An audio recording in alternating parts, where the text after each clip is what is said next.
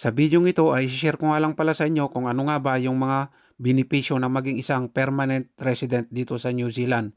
'Pag isa kang permanent, New Zealand, resident holders dito sa New Zealand ay marami pong numerous benefits. Ito po yung including yung, the right to live and work and study in New Zealand indefinitely na sinasabi. At siyempre yung freedom to travel, mga ganyan at, in and out of the country ay wala pong restriction. At napakaganda kung maging permanent resident ka dito sa New Zealand, pati yung mga, social security benefits, ganyan, healthcare and education benefits, mga ganyan. Kaya sa video pong ito ay, ishi-share ko lang sa ating mga kababayan na hindi po nakakaalam kung ano po yung ating mga benepisyo maging isang permanent resident dito sa New Zealand at, tayo po ay isang permanent resident na rin dito kaya gusto ko lang pong i-share itong videong ito at, ito nga yung, mas marami pang detailed ng breakdown ng mga benefits nating mga permanent resident dito sa New Zealand. Dito po sa living and working, indefinite residency po ito. Ang, permanent resident visa holder ay, puwede pong manirahan dito sa New Zealand permanently, sabi. Without needing, to renew their visa o yung ating mga visa hindi natin kailangang i-renew at, pati yung ating travel condition basta valid po yung ating passport. At, work rights. At, ang work rights natin bilang maging permanent resident dito sa New Zealand ay parehas lang po ng mga New Zealand citizens na dito sa New Zealand kaya parang wala pong pinagkaiba, sa pagtatrabaho at saka siyempre we are, qualified in any other jobs ay puwede po tayong magtrabaho. At, study and opportunities. Ang, maging permanent resident dito sa New Zealand lalo na yung ating mga anak ay, puwede po silang mag-aral sa kahit anong educational institution dito sa New Zealand, including yung mga universities and vocational, training school, mga ganyan. And, sa healthcare and education naman, ay yung access to healthcare naman ay, siyempre ang maging permanent resident dito sa New Zealand ay mayroon po tayong access, sa publicly funded ng gobyerno dito, yung mga healthcare services. At, siyempre, yung mga subsidized or free rate nila at, parehas lang din ng mga New Zealand citizens. At, ang free or subsidized education. Ang free or subsidized education naman dito lalo na yung ating mga anak, bilang isang, permanent resident na dito ay puwede silang, pumasok sa mga primary and secondary schools, for free dito sa New Zealand and, they may also receive, subsidized fees, 'pag sila ay nag-aral sa mga private school and, tertiary, institution dito sa New Zealand.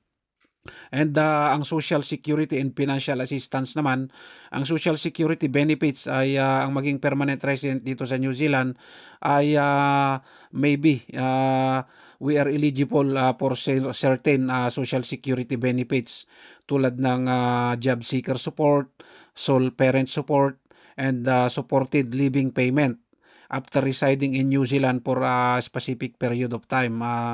Alam ko, usually yan 2 years. Then, NSAI superannuation.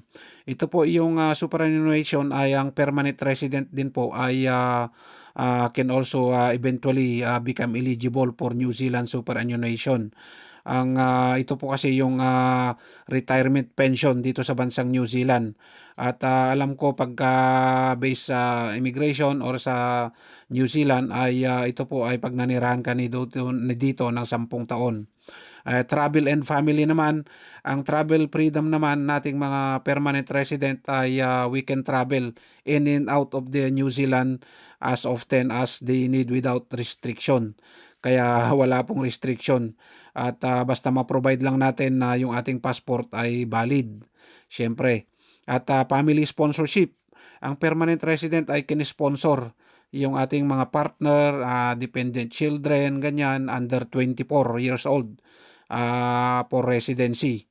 At, basta mai-provide lang natin yung kanilang, mga, passport or dun sa na-provide natin sila noon dun sa ating residency application nung tayo nag-apply. Isa pa po yun sa mga qualification at siyempre puwede rin nating include yung ating mga, gusto nating kunin na mga kabit, ganyan. Joke lang po, And other benefits, yung voting rights, ang permanent residents ay, can also, register na puwedeng bumoto na dito sa New Zealand sa election dito at, basta't, nanirahan ka na ng 1 taon dito sa New Zealand. Ang potential citizenship naman ay ang permanent resident, siyempre ay maging pathway nito ay maging New Zealand citizenship, dito sa New Zealand o maging isang citizen, which offer additional benefits at, dito sa New Zealand.